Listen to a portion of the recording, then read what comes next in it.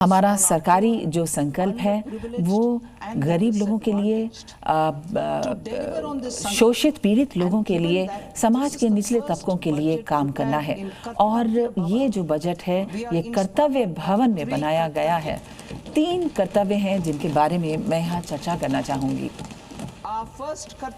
पहला कर्तव्य है हमारी आर्थिक व्यवस्था को त्वरित गति प्रदान करना, जिसमें हम समानता और प्रतिस्पर्धा को बढ़ा सकें और हमारे जो वैश्विक चुनौतियां हैं उनको हम परिपूर्ण कर सकें। दूसरा, हमारे लोगों की इच्छाओं आकांक्षाओं को पूरा करना, उन्हें भारत की समृद्धि में उनकी भागीदारी तय करना। और तीसरा, सबका साथ सबका विकास जो हमारा परम मिशन है, उसके साथ ही लोगों के प्रति आगे बढ़ना। प्रत्येक समुदाय, प्रत्येक प्रांत और प्रत्येक सेक्टर ऐसा हो जिसे संसाधनों की जिसकी पहुंच बन सके और सबका इसमें भागीदारी हो सके।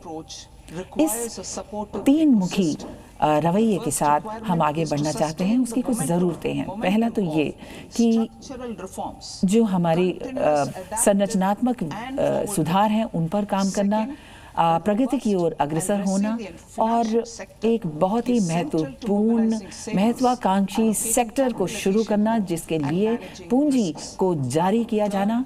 और तीसरा, हमें पूरी तरह से प्रतिस्पर्धात्मक प्रौद्योगिकी को आगे बढ़ाना है, जिससे वो हमारी जो सुशासन है उसको बढ़ा सके, उसको अग्रेषित कर सके।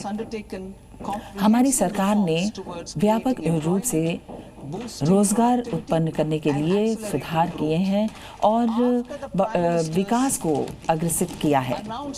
प्रधानमंत्री जी के उद्घोषणा के बाद जो 15 अगस्त 2025 को की गई थी, उसमें बहुत से सुधार किए गए हैं, जैसे जीएसटी को सरलीकरण करना, लेबर कोड्स बनाना और गुणवत्ता से संबंधित जो आदेश हैं उसके नियंत्रण से संबंधित आदेश को आदेशात्मक बनाना, अनिवार्य बनाना। केंद्रीय सरकार राज्य सरकारों के साथ विनियमन पर काम कर रही है और अनुपालन के क्षेत्र में भी पूरी तरह से योगदान दे रही है।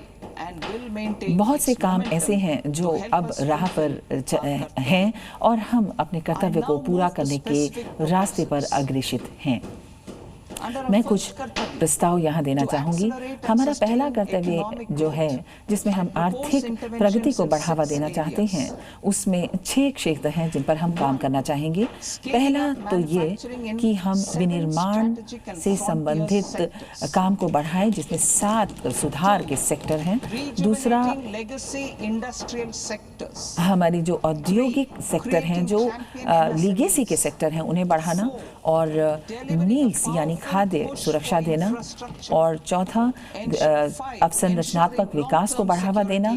5वां, दीर्घकालीन सुरक्षा और स्थिरता देना और आर्थिक क्षेत्र में आगे बढ़ावा देना। जहाँ तक विनिर्माण या मैन्युफैक्चरिंग की बात है, 7 सेक्टरों में इसे बढ़ाना है। बायोफार्म शक्ति यानी बायोफार्मा रणनीति, जो ज्ञान, प्रौद्योगिकी और नवाचार के जरिए जिसे हम सुदृढ़ करेंगे। इस समय हम गैर संचारित बीमारियों की ओर बढ़ रहे हैं, जैसे डायबिटीज़, कैंसर या फिर हमारी इम्यून प्रणाली से संबंधित बीमारियां।